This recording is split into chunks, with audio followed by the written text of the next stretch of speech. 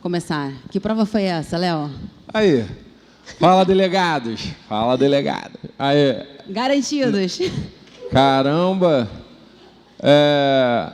Acho que a sensação da professora Nayara e minha é de missão extremamente cumprida em sala de aula com vocês. Né? O retorno dos alunos, dos candidatos, aí tem sido maravilhoso no que se refere a civil, ao resultado da última aula, hein? Principalmente a última aula, né? Aquela casadinha que a gente fez, fazendo a interdisciplinariedade dentro da parte de empresarial, com a parte de legislação, principalmente especial civil e direito civil, né? Esse universo que... Fica até arrepiada.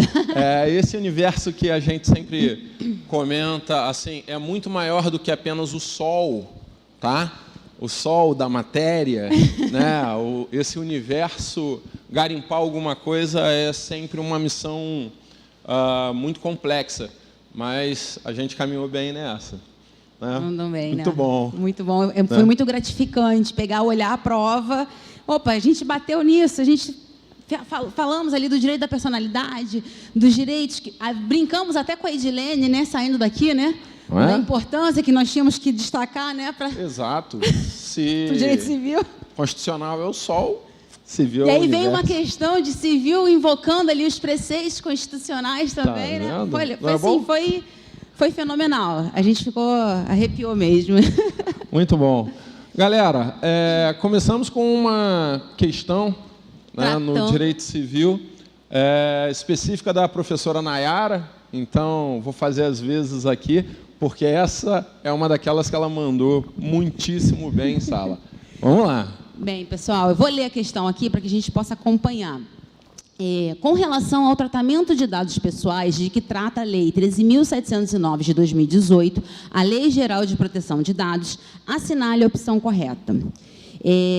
Com relação à Lei Geral da Proteção de Dados, nós destacamos as formas de consentimento, destacamos, e aqui a gente viu, dentre as nossas alternativas, as hipóteses de consentimento envolvendo a criança, falamos das hipóteses excepcionais para o consentimento, né? E bati com vocês, olha, o consentimento, segundo a lei geral, pedi que vocês dessem uma repassada na legislação naquela semana, né? Com relação a ser escrito e ser específico, né? A forma de você suprir quais eram as hipóteses legais, a gente passou isso no nosso aulão. Então, hoje aqui o nosso objetivo é pegar e trazer, observar novamente as alternativas e verificar o quão importante foi essa leitura dessa última semana e o que a gente destacou na sala. Na primeira alternativa, a questão no modelo que a gente pegou falava o seguinte: o tratamento de dados pessoais poderá ser realizado mediante o fornecimento de consentimento pelo titular de forma verbal. Quando o candidato chegou, forma verbal, ele já se assustava, né? Porque a gente bateu aqui. Qual é a forma? Por escrito ou outro meio idôneo que consiga, né, demonstrar esse consentimento inequívoco. A gente falava na aula, né, da manifestação da vontade, né? Quando eu entrei com esse assunto, exatamente. Certo? Então, aqui já tinha o primeiro erro, tá certo? E aí, desde que demonstre...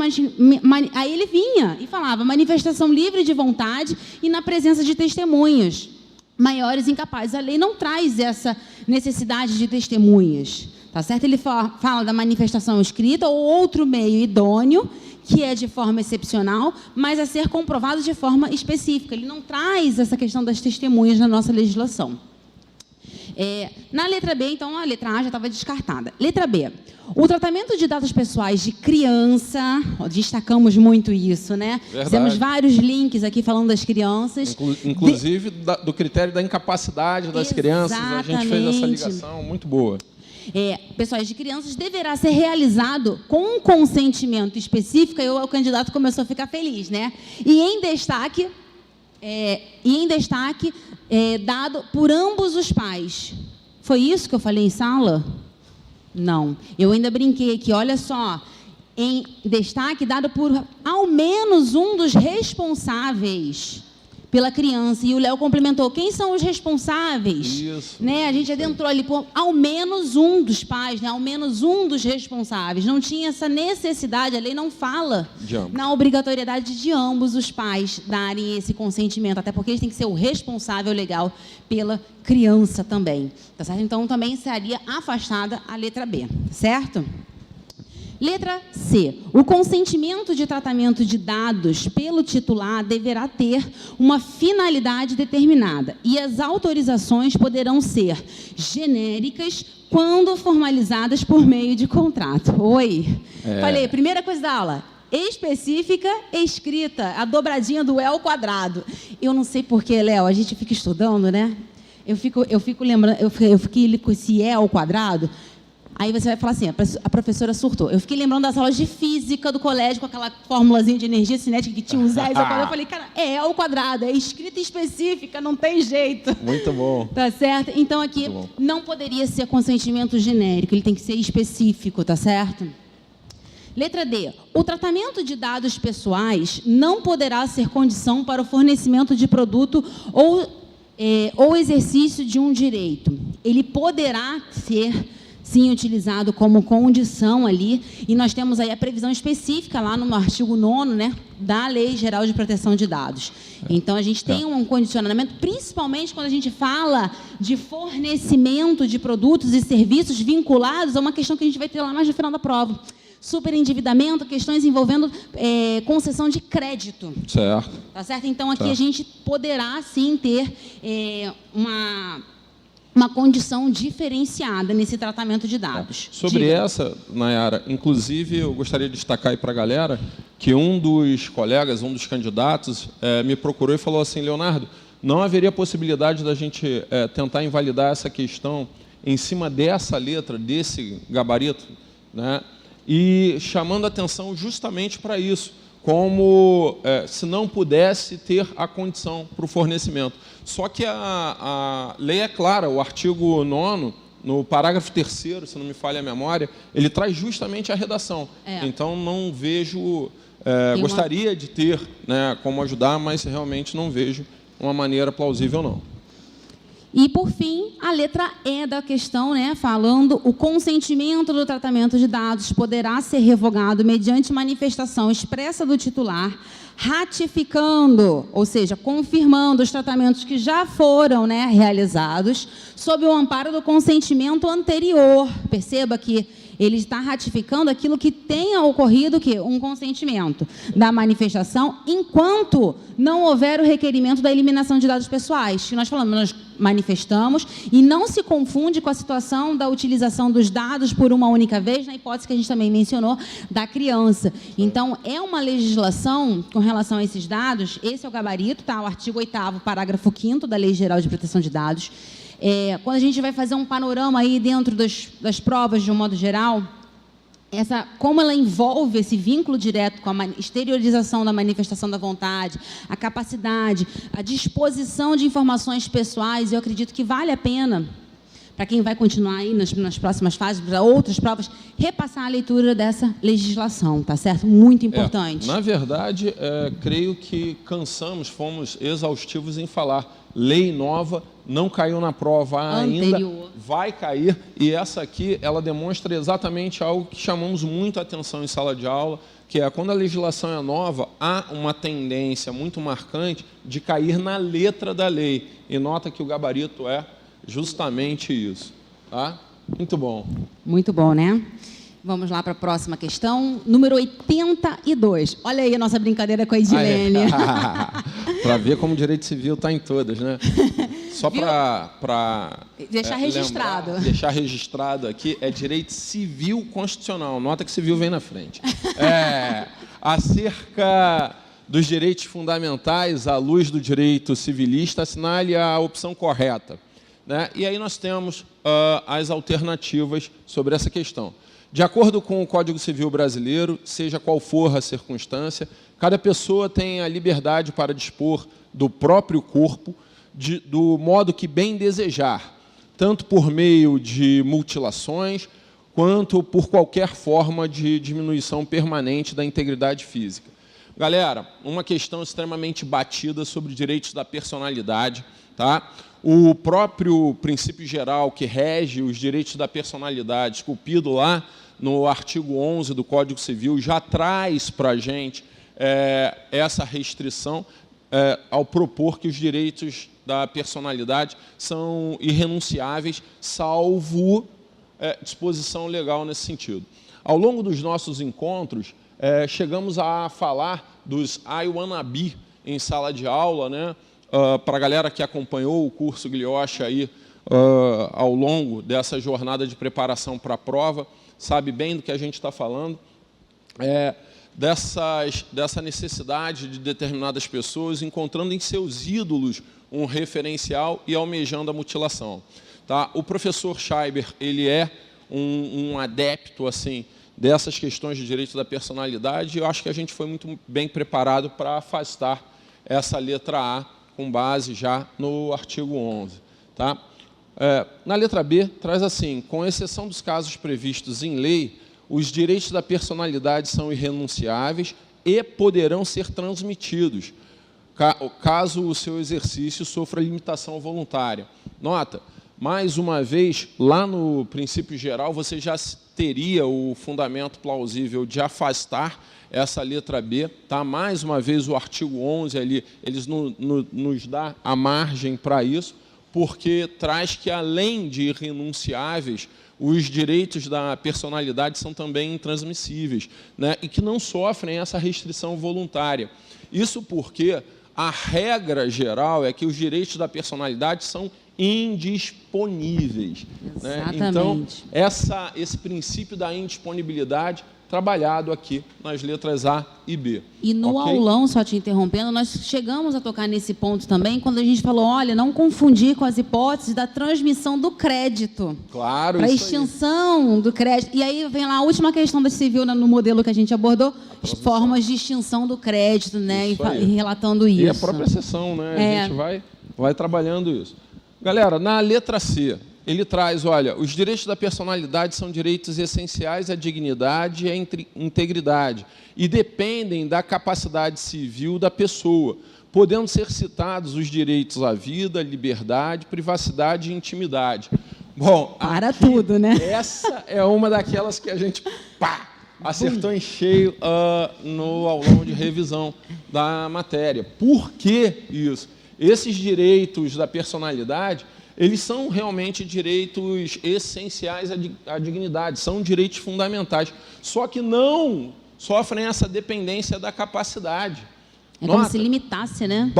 Seria uma limitação do exercício da personalidade da pessoa. Basta ser pessoa, são direitos inatos, ok? Então, não sofrem essa dependência da capacidade, que seria, na verdade, segundo a doutrina, uma das formas de se analisar subjetivamente e objetivamente a personalidade da pessoa.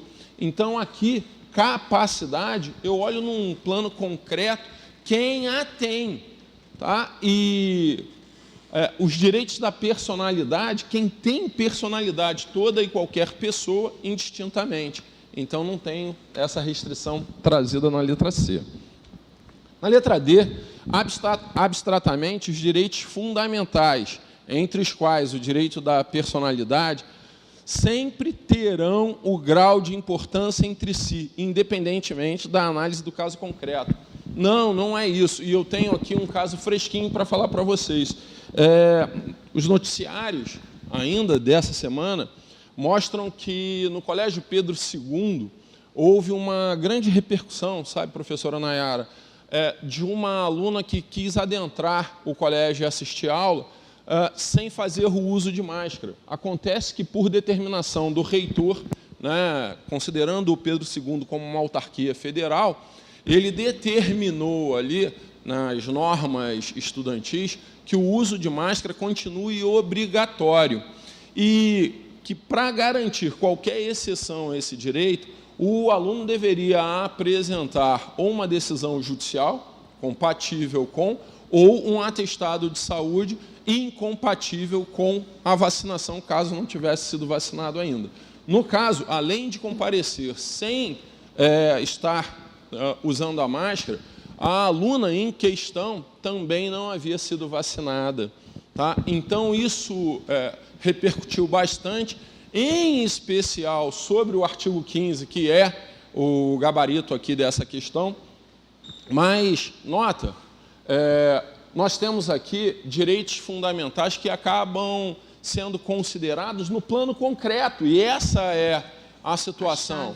Um direito à vida, um direito coletivo ou um direito particular da pessoa. Estamos tendo que ponderar direitos da personalidade. Questões que falamos bastante também sobre aquela situação de possibilidade ou não de transfusão de sangue das pessoas que, por opção religiosa, por uma orientação religiosa, não concordam com a transfusão sanguínea. E, nesse caso, nós temos aquela indisponibilidade disso quando se tratar de uma pessoa menor de idade, em que sequer cabe representação dos pais, suprimento dessa autorização, tá? E teria que ser respeitado caso a pessoa fosse maior de idade. Então, essas ponderações de valores dentro dos direitos da personalidade são comuns, mas demandam a análise do caso concreto. E aí, na letra E, nós temos assim: ao tratar da proteção à integridade física e do direito ao próprio corpo, então, integridade física e o que fazer, a liberdade do que fazer com o próprio corpo, tá? O Código Civil Brasileiro traz a possibilidade de recusa em submeter-se a tratamento ou intervenção médica em situações em que o procedimento demonstre risco à vida da pessoa. Tá? É a letra do artigo 15 do Código Civil. Creio que quem vinha nessa batida aí identificou muito bem essa redação. E é mais uma questão que eu, de certa maneira, sinto o dever cumprido. E assim, só para complementar, que não foi um objeto, uma legislação destacada, no caso aqui do nosso certame, mas esse link aqui, ele acaba encontrando um link com outro ponto relevante correlacionado aos direitos exercidos da personalidade, aos direitos da capacidade pela pessoa com deficiência, que para eventual prova discursiva, você ampliar o conhecimento acerca da extensão desse consentimento aí, dessa recusa, que a pessoa também tem esse direito, agora a capacidade que foi dada a ela, o reconhecimento, dada não, mas o reconhecimento, isso, né? Legal. Então, assim, é uma coisa bem interessante para modo de uma questão discursiva que envolva esse aspecto, que a gente não fica ali ao amparo dos itens ali da capacidade civil como um todo, mas daqueles grupos vulneráveis que receberam uma tutela específica e ali é uma proteção específica, entendeu? É uma coisa bem interessante. E muito legal a professora Nayara comentar sobre isso, porque o Estatuto da Pessoa Deficiente, que traz para a gente essa ideia de inclusão, né, de efetivo exercício em nome próprio dessa pessoa portadora de alguma deficiência, mas que consiga expressar sua vontade, a lei traz agora que na tomada de decisão apoiada, uma das inovações trazidas pelo Estatuto, essa pessoa ela tem que ter alguma condição de apontar quem são seus apoiadores. E é a vontade dela que deve prevalecer em relação a isso. Muito bom, né, professora? Foi mais uma das questões aí que a gente bateu bastante. Próxima questão, 83, também ali no Código Civil, né? Eu vou deixar contigo também, Léo. Eu vou fazendo as minhas intervenções. Muito bom, muito bom. Bom, mais uma que eu digo assim, dever cumprido, essa questão, talvez por um insight do momento, em sala de aula acabei comentando do próprio artigo 1255, do 1253, né?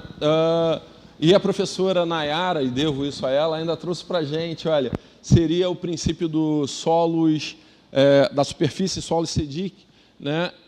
Que vem do direito romano, e eu já explico isso melhor a vocês, mas a questão vem assim, olha, em se tratando da regra geral das construções e plantações estabelecidas no Código Civil Brasileiro.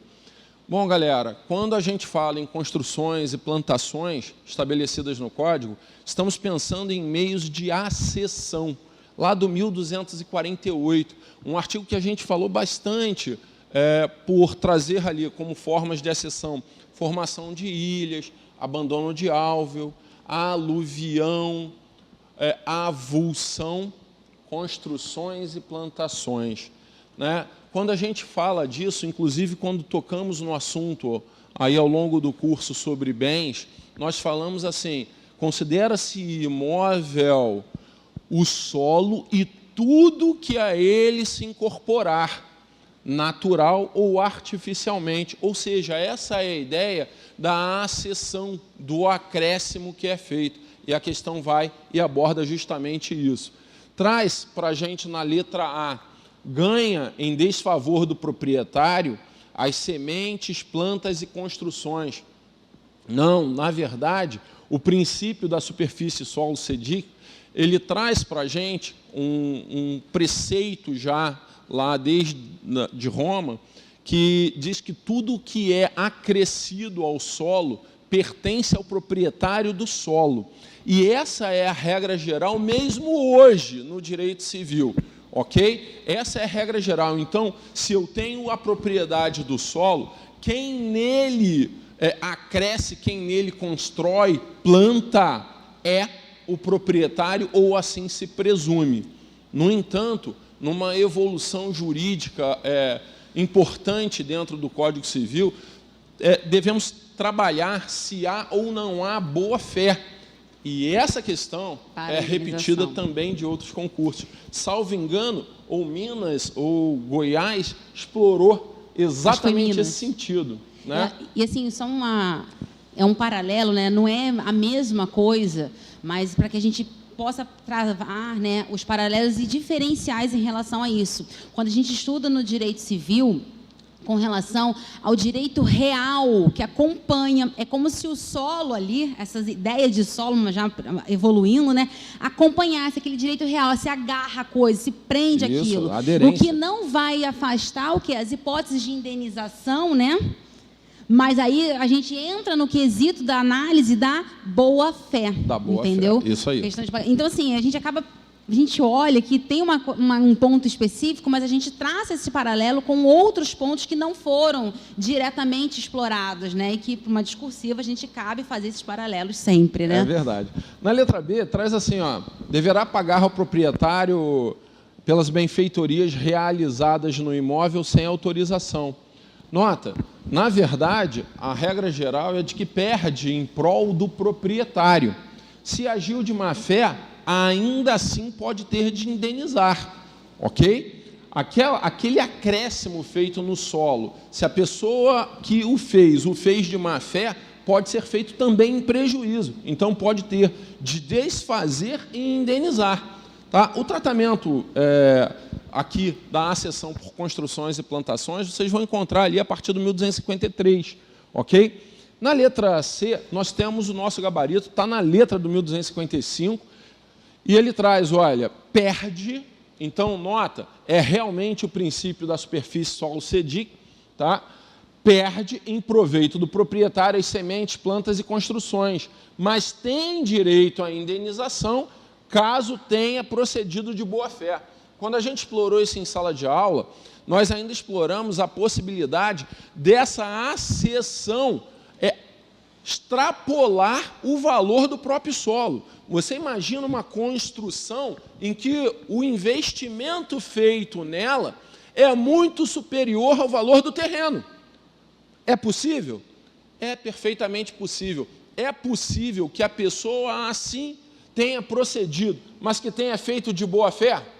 Então, aí, nós temos no parágrafo único do artigo 1255 uma verdadeira exceção ao princípio do solo SEDIC.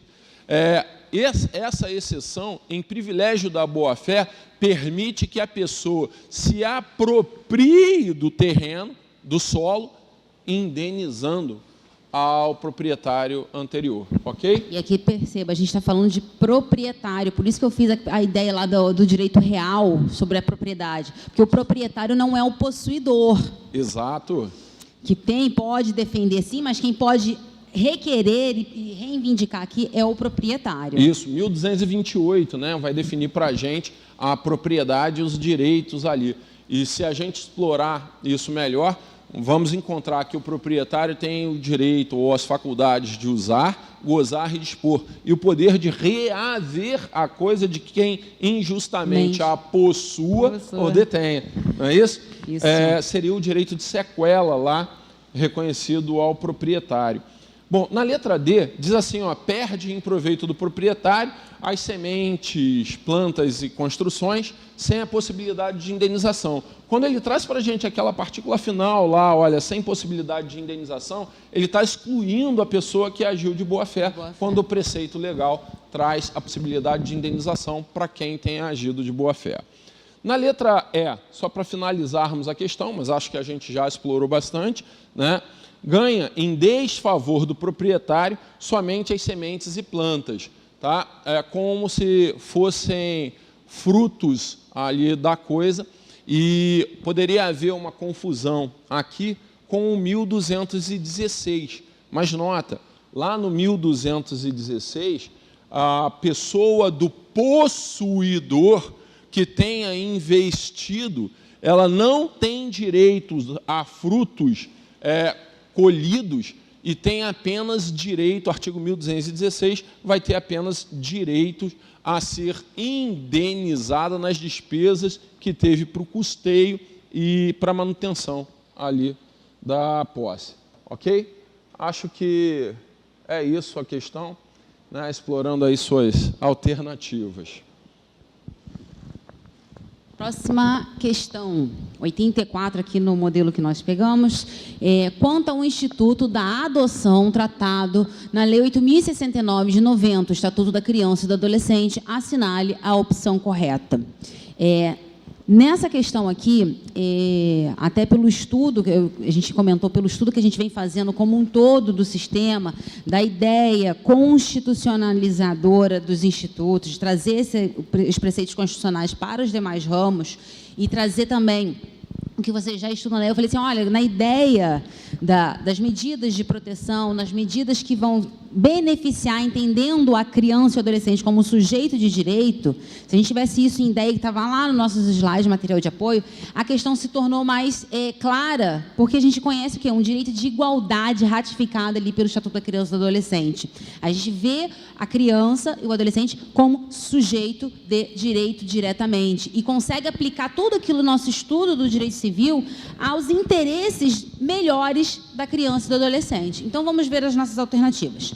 Para a adoção conjunta, é dispensável que os adotantes sejam casados civilmente ou mantenham união estável.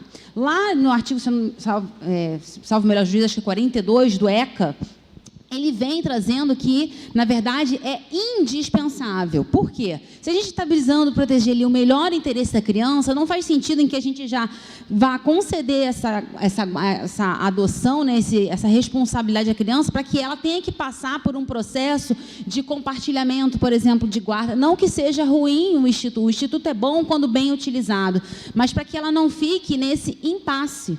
Tá certo? Então, assim, a letra da lei, a gente não pode aplicar aqui para a prova, casos excepcionais em concreto que a gente vê na jurisprudência, mas em concreto, para a lei, ela fala que é indispensável ali e não dispensável, né? Que eles sejam casados.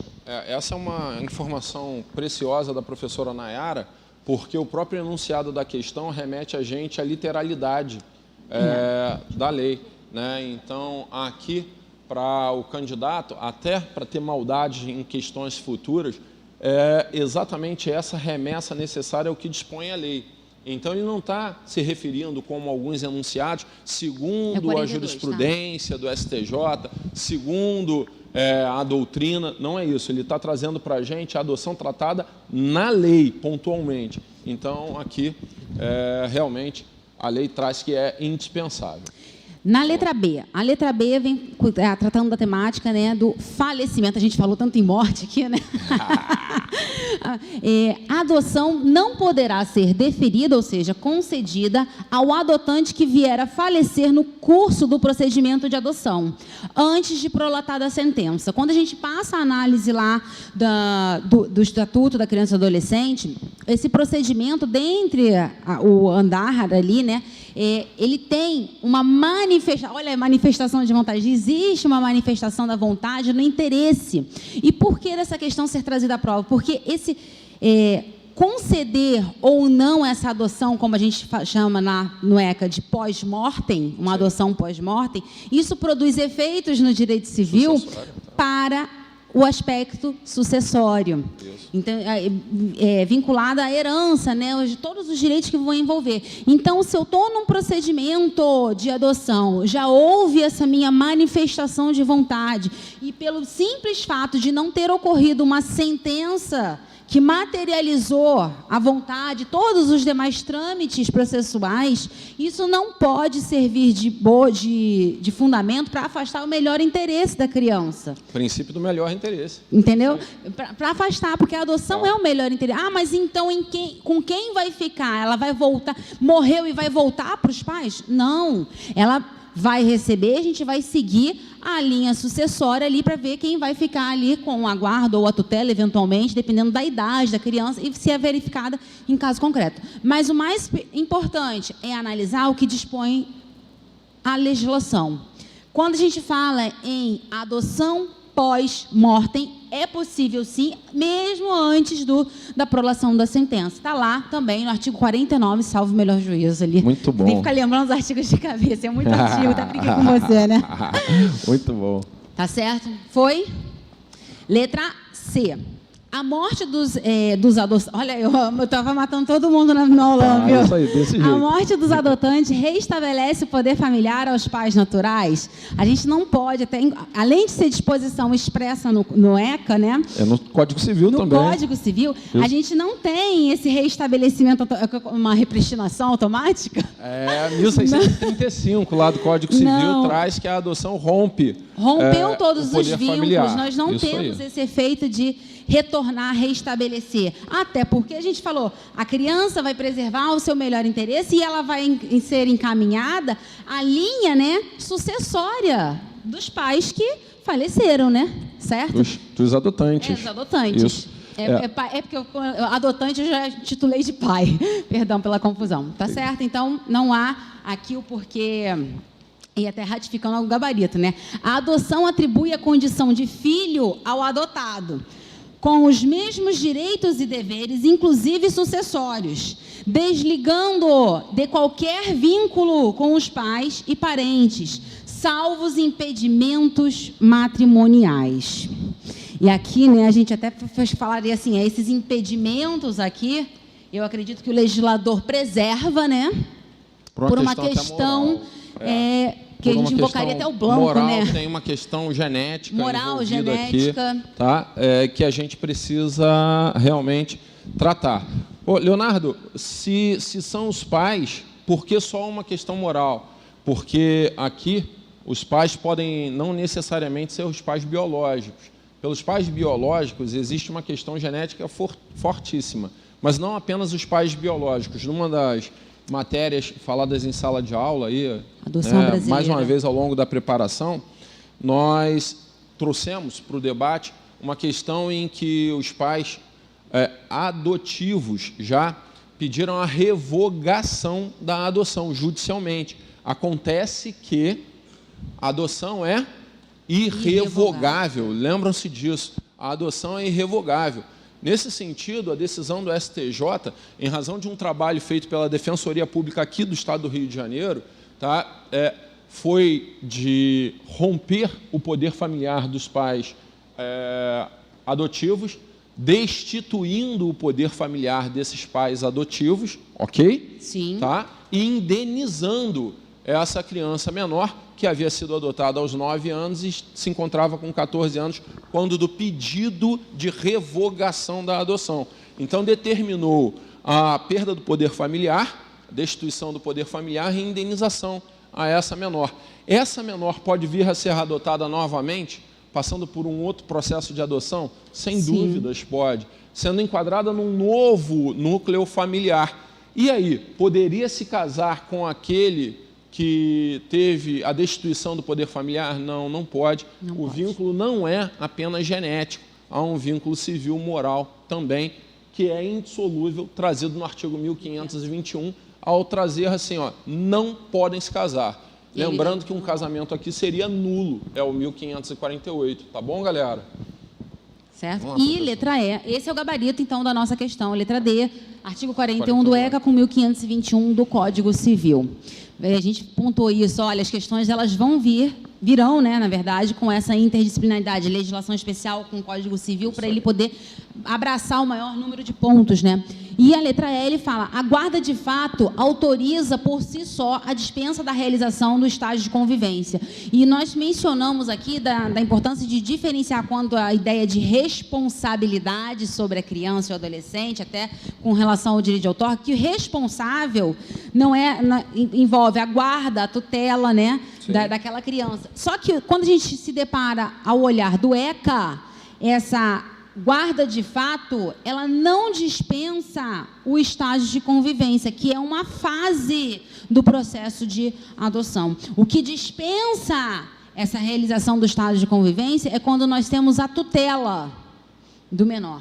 Também está lá na letra da lei no ECA. Então, assim, realmente, de fato, só cabe aqui a letra D do modelo de prova apresentado como gabarito. Tá certo, bom. pessoal? Só para fechar, galera, em razão de um insight, sim. Vamos lá. Né?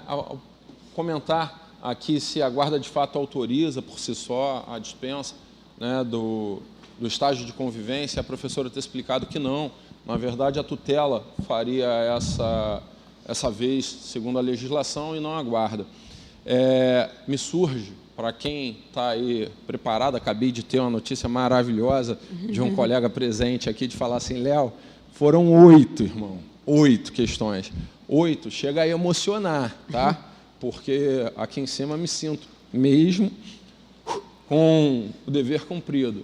E vocês sabem como sou apaixonado por isso, né? Não chora. Galera, sou apaixonado, é devoção. Dá uma olhada em família anaparental, o cara gosta disso, tá? Vai fazer a segunda fase? Dá uma olhada. Família anaparental. Né? Antes que eu chore. Tá chorando. Eu tô ficando arrepiada aqui. Dever cumprido. Porra. Questão 85. Essa questão, Léo, nós falamos aqui de prescrição, decadência, atentar aos fatos, datas, né? A ideia da responsabilidade, as formas de responsabilidade se controla. Essa questão, cansei de colocar marcos aqui, falando casamento, né? Falamos de como proteger os bens, né? Caramba, em sala de aula, ninguém menos do que a professora Andréa Gonçalves. Se liga nessa, tá? Ó, aí, tá vendo? Tá expulsando a gente. Tá expulsando a gente. Vamos lá. Carlos abalroou o veículo de Lúcia no dia 15 de maio de 2018. Durante as tratativas para pagamento dos prejuízos, eles apaixonaram-se, casaram-se, após 2 meses do evento danoso. Nota, apenas 2 meses após o evento danoso. O prazo de prescrição seria de 3 anos, na regra, lá do artigo 206, parágrafo 3º, inciso 5. 3 anos. Passaram-se só 2 meses, tá? E aí vem... onde está? Após 3 anos de casamento, olha onde ele faz a confusão do prazo, né? Após 3 anos de casamento e o nascimento de um filho, a relação desgastou-se e eles resolveram se divorciar consensualmente. Inconformada com o término da relação conjugal, Lúcia ajuizou a ação condenatória contra Carlos no dia 16 de setembro de 2021 para se ressarcir dos prejuízos decorrentes do acidente, que a deixaram sem ter como se locomover para o trabalho. Em contestação, o demandado se defendeu alegando a ocorrência de prescrição. Nessa situação hipotética, à luz do Código Civil, na data de ajuizamento da ação por Lúcia. Aí ele traz as alternativas. Na letra A pretensão autoral condenatória encontrava-se fulminada pela prescrição? Não, porque nós temos um dispositivo expresso que faz com que esse prazo prescricional, que, lembre-se, já começou a correr, correu por 2 meses, fique suspenso. Se ela já fosse casada, como por exemplo, é possível em situações de violência doméstica, esse prazo não estaria suspenso, ele estaria impedido. Ok? E falamos disso, falamos de interrupção e suspensão dos prazos aqui. Ok? Então ele estaria impedido. Nesse caso, não, ela não estava casada no momento do evento lesivo e esse prazo fluiu, mas fluiu apenas por 2 meses do evento danoso, vindo o casamento suspendendo. Então, letra A, ao fundamento do artigo 197, inciso 1 do Código, está afastada. Letra B, a pretensão autoral condenatória encontra-se alcançada pela decadência, não é hipótese de decadência. Tá? Segundo lá o artigo 207 do Código e seguintes, nós temos a possibilidade de decadência legal ou convencional. Tá? Mas aqui não é ou não há qualquer dispositivo de lei que estabeleça a decadência, nem tampouco através de casamento se estabelece prazo decadencial.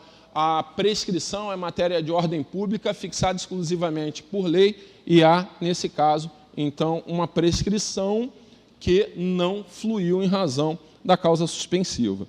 Na letra C, a ocorrência de prescrição ou decadência estaria sujeita à decisão homologatória proferida perante a vara de família. Não está. Aqui a ocorrência ou não da prescrição, ela leva em consideração o casamento. E aí, só para lembrar vocês que a gente falou do dispositivo do artigo 197, inciso 1, e da sua interpretação extensiva também aos casos de união estável. Então, hoje, não apenas durante a sociedade conjugal, a vida ali com o matrimônio, com o casamento, mas também em razão da união estável. E na letra D, não haveria que se falar em prescrição ou decadência, por se tratar de relação conjugal em que houve o nascimento de prole. Não tem qualquer, essa é aquela absurda que não tem qualquer relação ou amparo legal plausível. Na letra E... Aqui eu acho que o examinador quis fazer o candidato pensar num perdão tácito por causa do nascimento, entendeu? Ser. Mas, assim, surreal, né? Surreal. Letra E. A pretensão autoral condenatória deduzida contra o demandado não se encontra prescrita e não se encontra em razão da causa suspensiva prevista no artigo 197, inciso 1, e aí, combinado com o artigo 206, parágrafo 3º, lá no inciso 5, esse prazo seria de 3 anos. Tá? Uma questão muito batida em sala de aula. Essa questão é boa. Essa foi boa. Ah, viu, Roy? Essa foi a... que eu te falei, Léo, quando eu olhei essa questão? Essa foi a questão, hein? Pô, muito bom. Vamos lá, professor. Quer que eu leia? Você vai... Vamos lá. Laura abalou o veículo de Túlio, causando-lhe lesões corporais pelas quais foi absolvido na esfera criminal. Eu até destaquei aqui, pessoal, por não ter concorrido para a infração penal. Todavia, inconformado, Túlio deduziu pretensão condenatória contra o acusador do dano na esfera civil, para se ressarcir dos danos morais e materiais decorrentes do acidente. Nessa situação hipotética, quando a gente fala principalmente materiais, aqui envolveria todas as espécies de danos que a gente comentou em sala de aula, tá? Então, cabe ou não essa pretensão do Túlio, Léo? Vamos lá. Para a gente conhecer isso aqui, galera, a gente precisa conhecer o princípio da separação de instâncias, que vem lá no artigo 935 do Código Civil. Tá? O julgamento do penal não faz coisa julgada no cível em regra, com as exceções especificadas no 935, que se dariam pela inexistência do fato ou por negativa de autoria. Não é isso? Sim. E aí, sim, remete a uma interpretação também lá do CPP. Até destaquei aqui, ó. Isso aí. E lá no CPP, muitos candidatos fizeram contato conosco aí para falar assim, mas, Léo, existe aqui a absolvição por ausência de prova passível para condenação. Mas aí eu não estou no enunciado da questão. Não é isso? Se fosse ausência de prova, a gente teria mais de uma alternativa na questão. Esse que é o cuidado, né, do candidato. Na verdade, aqui ele não concorreu para a infração. Ou seja, está negada a autoria de Lauro. Ok? Está negada a autoria dele. Então, absolvição por negativa de autoria, que na forma do artigo 935 faz coisa julgada no cível. Ok? Sim, o Túlio vai procurar em face de quem causou... Não está falando do fato, está falando da participação. Muito legal aqui a gente também, e já focados na segunda fase, que eu sei que vocês vão fazer, né? Então, já focados nela, para pensarmos naquele material trazido para a sala de aula sobre a teoria do corpo neutro. Se recorda disso? Teoria do corpo neutro. Quando um veículo é abalroado por outro e é arremessado sobre um terceiro. Nota que ele é utilizado apenas como uma ferramenta do dano. Não foi ele que teve a ação lesiva. Por força disso, na aplicação da teoria do corpo neutro, não há o dever de indenizar. Nota, aplicada aqui, em outras palavras, eu teria a teoria do corpo neutro, porque Lauro abarroou o veículo de Túlio, mas não concorreu para a infração penal. Ou seja, então, se eu não tenho essa concorrência, é como se excluíssemos aqui dele a conduta, como se tivesse atribuído a terceiros.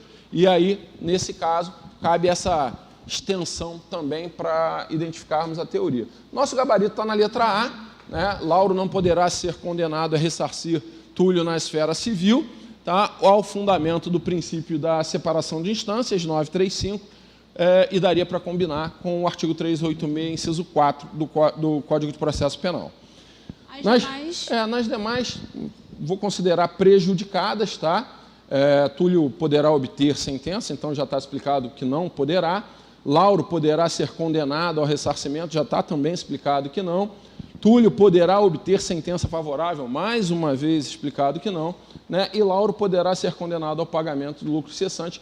Lucro cessante, uma das modalidades do dano material, segundo lá o artigo 402 do Código Civil. E que também está afastado nesse caso. Todos aqueles danos emergentes e o que razoavelmente se deixou de lucrar. Como uma informação simples, né, aqui, em destaque, né, poderia ter modificado a questão por completo, né?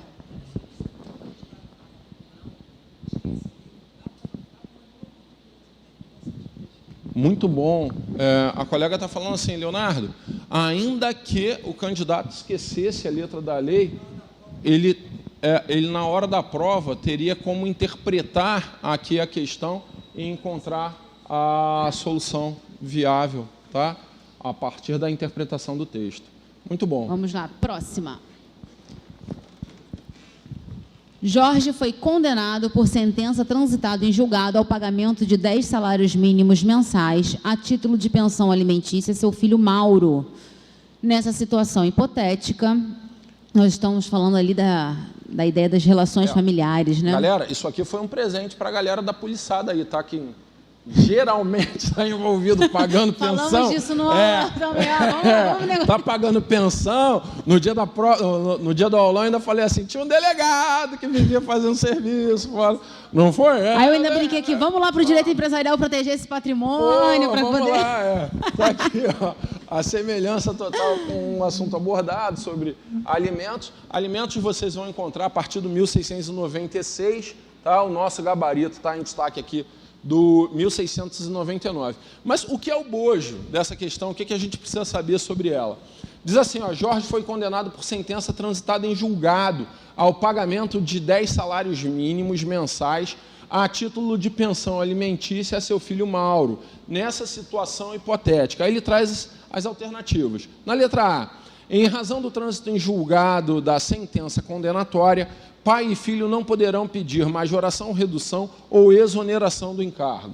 Na letra B, Jorge ou Mauro poderão pedir, conforme as circunstâncias, exoneração, redução ou majoração da pensão, se sobrevier mudança na situação financeira de quem supre ou na de quem a recebe. Na letra C, apenas a alteração simultânea na situação financeira de Jorge e Mauro autorizará a revisão do valor da prestação alimentícia. Na letra D, a alteração do valor da pensão alimentícia só será possível se houver ação rescisória. E na letra E, apenas se ficar desempregado, Jorge poderá pedir exoneração ou redução do encargo da pensão alimentícia. Sabe o que acontece aqui, galera? O artigo 15 da 5478 de 68 traz para a gente que a sentença que fixa alimentos sequer transita em julgado. Mas nota, ela não faz a coisa julgada materialmente, a coisa julgada material. Então também não enxergo que há algo passível de invalidação da questão. Mas se você quiser, tá, seria o artigo 15. O artigo 15 da 5478. Tá? Então, aqui nós temos o gabarito na letra B, ao fundamento do 1699, em razão da quebra da cláusula rebus sic stantibus, ou seja, só não é passível de revisão enquanto mantidas as situações fixadas no julgamento. Tá? A aplicação da cláusula rebus sic stantibus, artigo 1699. Deixa eu passar. Fala comigo.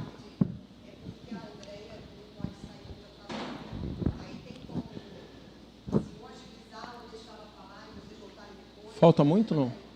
Falta o quê? 3. Quer segurar? Quer... Isso aí. Como é que é?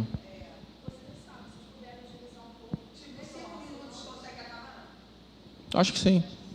Vamos direto no gabarito. A gente vai lá. Tá. Vamos lá. A questão é 89, foi isso mesmo?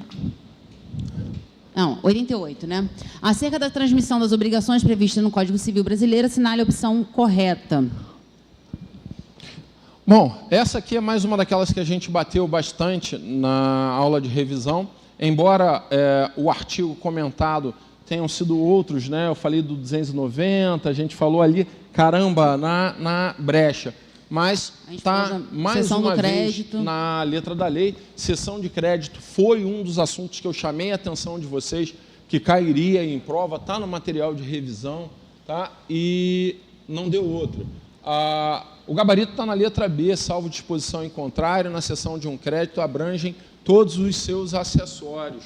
Tá? Essa é a situação de acessórios da cessão de crédito, como aqueles são os juros, são acessórios da cessão de crédito, são também as garantias, em especial garantias reais, que acompanham a cessão desse crédito. Eu acho que a gente falou bastante sobre isso, né? O que já deixaria link até para falar da última questão, que falava da hipótese da extinção, né? Adimplemento e extinção das obrigações, e que a gente fez o link com a cessão dos créditos, né? Isso. Que estavam ali envolvidos. Então, só pulando uma questão aí, a gente já volta. Acerca do adimplemento e extinção das obrigações, assinale a opção correta.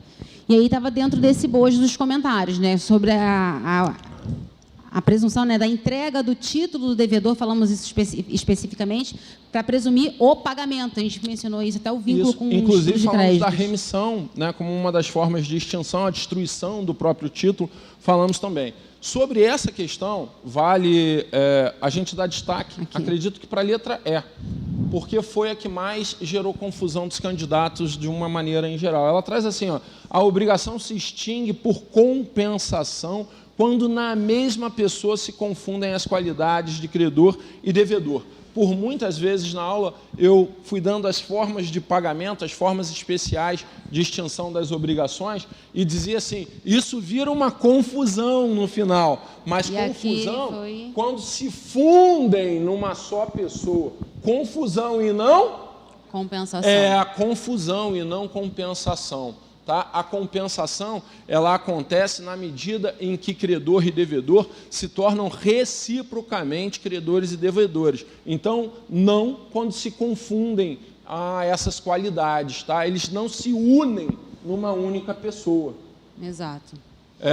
Sugiro a leitura dos artigos 368 e 381 do Código Civil. Vou voltar à última questão, então, que falta. Com base no Código de Defesa do Consumidor, Lei 8.078, e na Lei de Prevenção e Tratamento do Superendividamento, 14.181, de 2021, assinale a opção correta. A gente fechou a aula fazendo um paralelo a respeito disso, né? Falando da hipótese da aplicação da Lei do Superendividamento especificamente à pessoa física ou natural, que ela não se aplicaria, por exemplo, à pessoa jurídica. Nós temos uma regulamentação específica na Lei de Falências, e que o examinador poderia vir trazendo esse paralelo, trazendo o quê? as regras do Código de Defesa do Consumidor no que tange a aplicação à pessoa física e pessoa jurídica. Sim. E aí não deu outra, a questão veio desenhada nesse mesmo escopo, só afastou a ideia da lei de falência aqui no caso.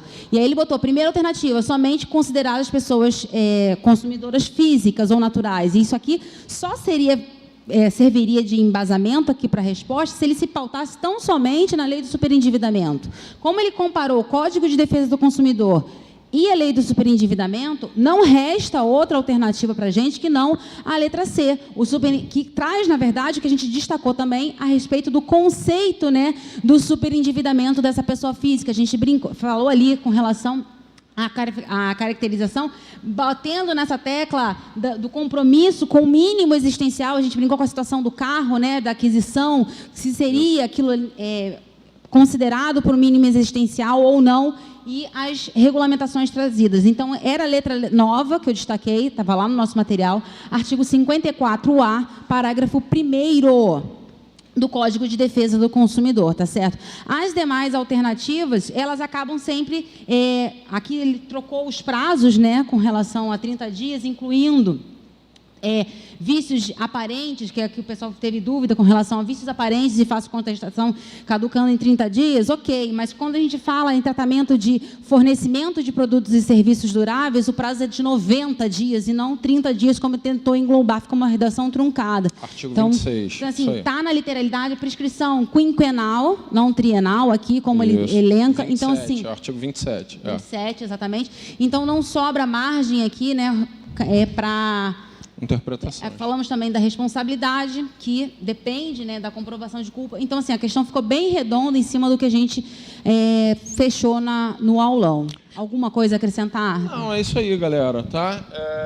Sinto, e a professora Nayara também, que a missão foi cumprida dentro daquela proposta para vocês. Tá?